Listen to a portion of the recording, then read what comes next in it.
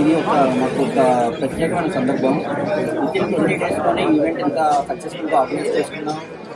Moreover ప్రతి ఒక్కరికి event support చేస్తున్న ప్రతి ఒక్కరికి థ్యాంక్ యూ సో మచ్.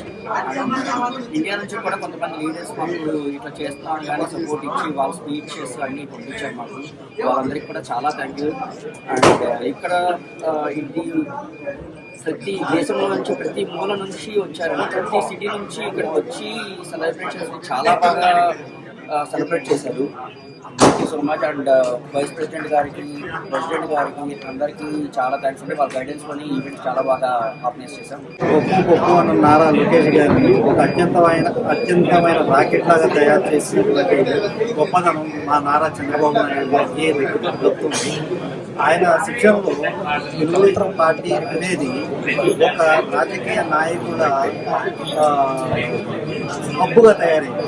ఈరోజు యూకేలో ఇంతమంది ఒక ఎన్ఆర్ఐ టీడీపీ కుటుంబం గ్యాదర్ అయిందంటే అది కేవలం నారా చంద్రబాబు నాయుడు గారి ఇన్స్పిరేషన్ వల్ల. నారా చంద్రబాబు నాయుడు గారు చేసిన సంకల్పం ఆ రోజు 2020 విజన్ అనేది ఏదైతే ఉందో ఇంతమందిని తయారు చేసి ఒక ఆంధ్రప్రదేశ్కి శక్తిగా మార్చింది. రేపు నవాంధ్రప్రదేశ్కి 2047 అనే విజన్ కల్పించారు. ఆ 2047 అనే విజన్ని మేమందరం కూడా ఎన్ఆర్ఐ టీడీపీ తరఫున భుజాన వేసుకొని ముందుకు తీసుకువెళ్తామని నారా లోకేష్ గారికి, అదేవిధంగా చంద్రబాబు నాయుడు గారికి మేము మాటిస్తున్నాం. జై జన్మభూమి, జై తెలుగుదేశం, జోహార్ అన్న ఎన్టీ రామారావు.